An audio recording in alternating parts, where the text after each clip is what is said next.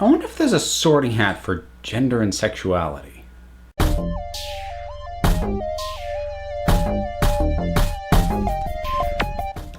So yes, I am talking about LGBTQ plus representation in media, which does mean, first of all, we'll swap the look out. So if you're new or haven't seen these sorts of videos from me before, my name's Nathaniel, and I have a certain amount of fluidity when it comes to my own personal sense of gender. You may also have noticed that I am wearing the Hogwarts shirt and flying my house colors, so that means we are also talking about Harry Potter. I debated for a while as to whether to dedicate an entire video to this or to use it as part of a larger discussion on representation in general. And I am going to put it in context, but I feel like this is something kind of needs its own videos because the Harry Potter franchise is fairly unique.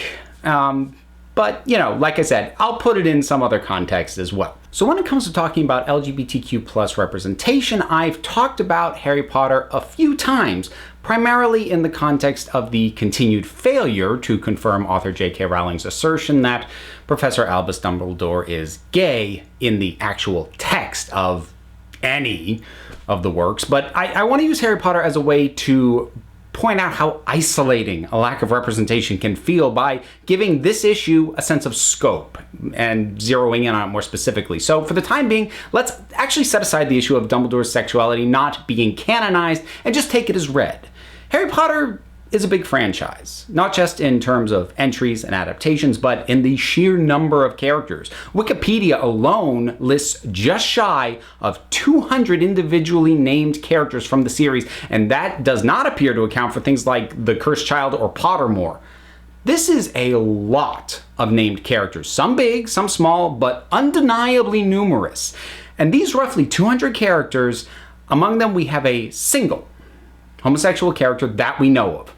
That's 1 out of 200. That is 0.5%, which brings us to the joyous world of statistics. Now, getting accurate measures of what percentage of the general populace is LGBTQ+ is admittedly difficult. This has to do with it being something that has to be self-reported, and there are numerous reasons for somebody to either choose to not admit being LGBTQ+, or possibly even be in denial about it to themselves. So statistics vary and range, and some sociologists estimate it could be as high as 10%. However, most stats based on collected data put it more in the neighborhood of 4 to 5%. Though it could be much higher, but I mean, let's keep things simple. Let's go low. We will use 4% as our baseline. If 4% of the populace is something other than cisgender and heterosexual, then we should be looking at 8 such characters in the Harry Potter franchise. And again, we have only 1. If you want to be really generous, you could argue that there are 2 if you consider Tonks to be gender fluid. However, it's worth pointing out that her ability to change appearance does not appear to be reflective of any shifting sense of self. So I personally don't buy that one, even though, I mean, it's worth acknowledging. So we've got 0.5% of the named characters, 1% tops. Unfortunately, when we start looking past just characters and at relationships in Harry Potter, either sexual or romantic pairings, things get a bit worse. This is actually where the whole thing spawned from. A commenter whose name I will try and remember to put on screen because I haven't got a clue how to pronounce it.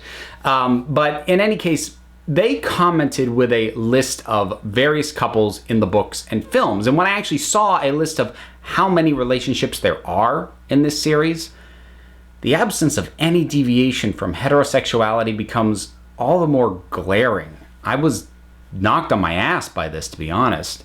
I'll point out I myself have previously given a pass to Dumbledore's sexuality not being referenced in the original series on the basis of not many adult relationships being noted at all. But when you see the scope of how many relationships there are between students, between adults, major characters, minor, things frankly get harder to defend. I'm going to quickly just rattle off the depicted or referenced relationships in the Harry Potter series. And I'll point out, I have actually trimmed this list down quite a bit from what I was originally given. Not because of anything wrong with the examples provided, but if I saw names that I didn't immediately recognize, I took them off because, well, because I'm lazy and I didn't want to cross-reference every single one of those. So keep in mind that the list I'm about to give you isn't even comprehensive. So, for depicted or overtly referenced relationships in the main series, books, and films, we have Ron and Hermione, Ron and Lavender, Ron and Padma, Hermione and Crumb, Harry and Ginny, Harry and Cho, Harry and Parvati, Ginny and Dean, Cho and Cedric, Fleur and Bill, Draco and Pansy, Draco and Astoria. This is referred to as this is his wife that we see in the epilogue of the last film. There's Molly and Arthur Weasley, Remus and Tonks, Lily and James Potter, Tom Riddle Sr. and Merope. I think that's how you pronounce that. And I know there was a love spell, but still. There's Tom Riddle Sr.'s parents, there's Petunia and Vernon Dursley, there's Narcissa and Lucius Malfoy, there is Reg and Mary Cattermole, there's Hermione's parents, there's Dean's parents. It's mentioned that his father was gone before his mother could find out if he was magic or not. Seamus's witch mother and muggle father, bit of a nasty shock for him when he found out. Hagrid and Madame Maxine, Alice and Frank Longbottom, Hagrid's parents. In addition, I'm going to give you the canon straight relationships so far in Fantastic Beasts and where to find them. We have Jacob and Queenie, we have Tina and Newt, we have Newt and Lita, and finally we have referenced attractions that didn't actually result in relationships. Most famously, that would be Snape and his feelings for Lily. But after that, we've got a whole bunch of groups that frankly I can't even begin to assign numbers to. Such as, say, every male at the Quidditch World Cup having the attraction to the Velas. Ron and basically every other male in Hogwarts having an attraction to Fleur. Many of the girls having an attraction to Crumb, searching for lipsticks so that he can sign their hats. And this is not even getting into the Cursed Child and the various background information learned through things like Pottermore. It also doesn't get into groups of paired off couples at events like, say, the Yule Ball. And yes, in regards to that specifically, I'm prepared to accept that boys and girls dancing at the start of the ball is simply traditional, but we also clearly see everybody cutting loose soon after, and it's still all heterosexual pairings that we see. And through all this, we have supposedly one homosexually inclined man whose sexual orientation has yet to be canonized in either the books or the films, and the person he's attracted to appears to not have been reciprocal. And coming back to that 4% that I mentioned before, even if I throw out every crowd and mass attraction that I mentioned and stick to the relationships and the attractions between characters whose names I recognized, that's 31 relationships. And at a 4% rate, we should have gotten one non-heterosexual sexual relationship somewhere in just that group of 31. This is the problem that is by no means limited to Harry Potter. Marvel head Kevin Feige, he made headlines by saying there were 2 LGBTQ characters coming up in the Marvel films, not to imply that this isn't a good thing, because it is, but much like how long it was before we had a non-white or non-male hero headline a film, I can't help but sigh and go, well, it's about damn time.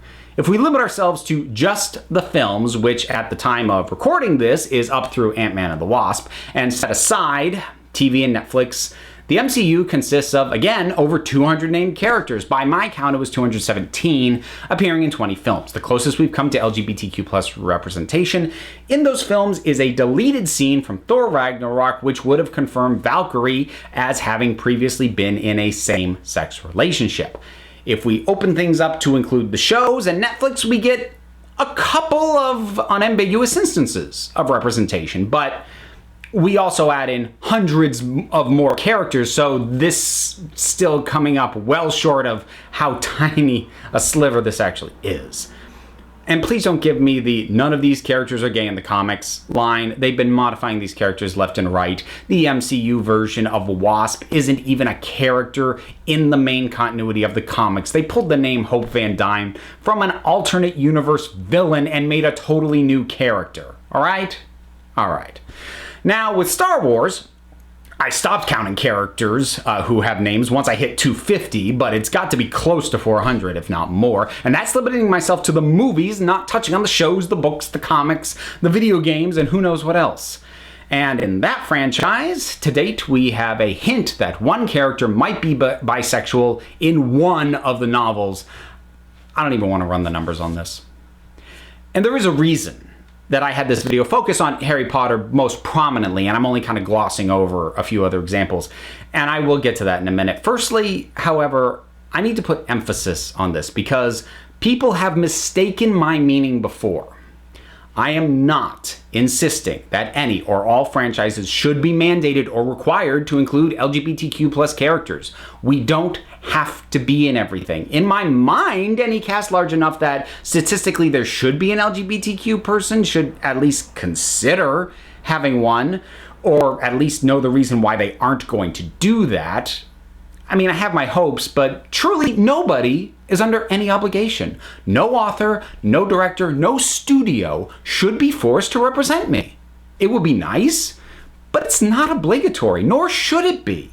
And I'm putting this clarification disclaimer here towards the back end of this because it'll out any commenter who accuses me of wanting to force representation into everything as not having watched the whole video before they commented. I can be devious. I did not get sorted into Slytherin for no reason. But getting to that reason of why I put so much focus on Harry Potter specifically, well, actually there's two reasons. The first is that unlike Star Wars or the MCU, romantic and affectionate entanglements is a pretty significant part of the Harry Potter narrative. Partly by necessity, since we're talking about teenagers and that's the age most of us at least try to get that stuff sorted out to some degree. But you can make an argument that relationships in general are a smaller negligible part of some of those other franchises I mentioned, or ones like them. In fact, that argument has been made with Rian Johnson saying that, quote, sexuality in general is not something that's front of the mind in many of these movies, referring to Star Wars. I can't say that he's wrong. However, relationships are prominent in Harry Potter. But even beyond that, the fact that Harry Potter is a franchise, it's in a uniquely awkward position. And it's had the author tell us that a character is gay. Not a screenwriter adapting the books, not a director visualizing the world, not an actor interpreting a character, but the originator of all of this. And she is a creator who maintains an impressive level of creative control over a sprawling franchise, even to this day. It has been confirmed by the highest possible authority on all things Harry Potter that gay people, if not the entire LGBTQ plus spectrum, exists in this fictional universe.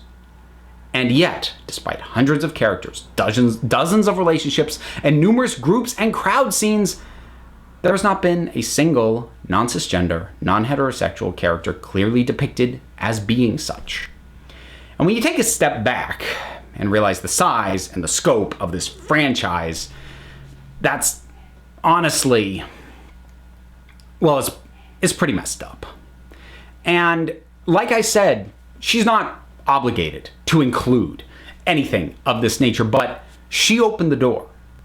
So when you say that gay or LGBTQ plus whatever, if any version of that exists somewhere in your universe, and your universe is this big, and you somehow still don't have the room to depict that, yeah, that's a legitimate problem.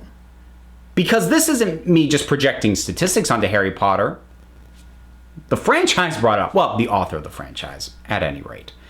And again, I don't want to dwell too much on that particular end of it, but if you are going to, unless you're going to just flat out say those kinds of characters don't exist here, which any creator's within their right to say, then once a franchise is this big, it's frustrating. And it's isolating because when you look at something that big, you look at something with 200 characters, dozens of relationships, and you can't find a character that speaks to you on a fundamental reality of who you are. That makes you feel wrong.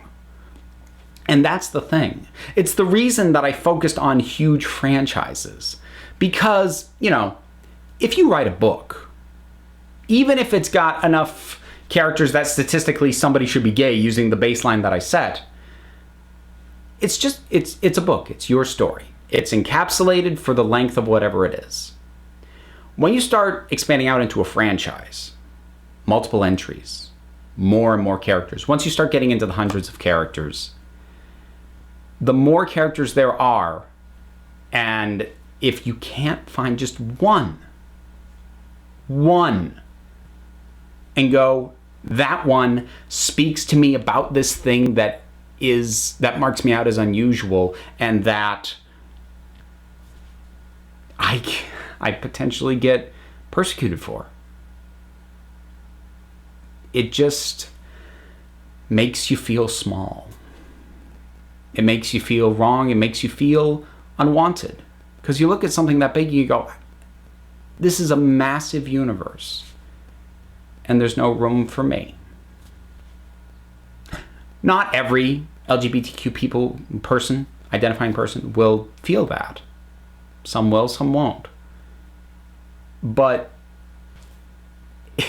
the result is that it reinforces something that hurts a lot of people.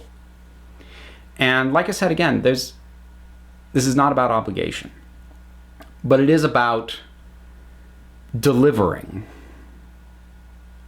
on, in the case of Harry Potter specifically, I would say a promise. But even if that's not the case, like I said, in Star Wars, which is a surprisingly asexual universe, actually, well, asexual is the wrong word. Sexless, that's a better term for that. But to still, go through over a dozen movies, if you count the Ewok stuff, countless comics, novels, video games. Where am I? There's a galaxy far, far away, and there's no place for me. And it's not that it is overtly banging that into anybody, but it's an undercurrent. And it's an undercurrent that exists in a lot of media. And it's not helped by the few instances when an LGBTQ person is present that it often gets a massive laser focus put on it. The creators talking it up in interviews, people doing think pieces on it. That kind of overt focus honestly doesn't help, because it just lends to a feeling of, well, here's a bone. Aren't you grateful to us for throwing you this bone? And I just wish there was less of a deal made. That's probably inevitable that a big deal is going to be made, because this is progress that is happening. Like I said, while I'm annoyed at how long it has taken Marvel to introduce LGBTQ plus characters into the movies, I am glad they did it. I'm not going to pat them on the back for it, because for how big that universe is, it took too long. And I don't have a final point that I'm necessarily arriving at, but I just wanted to give you a sense of how big some of these worlds are that sometimes creators, sometimes other fans assert that there's no room for LGBTQ plus people there. And when worlds are this big, that's a weird thing to me. I think I'm going to wrap it up there. Thank you very much for sticking all the way through this. Now, I tackle these sorts of topics. I aim for monthly. If something comes up, I'll do it otherwise. But, there's a ton of other geek stuff for you to enjoy where I don't get as heavy on things. But in any case, what are your thoughts about this? About whether it's Harry Potter specifically or just these large expansive universes in general? Whatever your thoughts are, drop something down in the comments. Let's talk about it. Please be respectful. That's all that I ask. Disagree with me. I'm happy to read and even respond to those comments. Just please be respectful. And, the usual gobbledygook. There's a whole bunch of buttons and links. I have a Patreon if you want to financially support this kind of content. You can check all that if you feel like it. But remember, folks, you are the council. I just run the meetings. And until next time, this council is adjourned.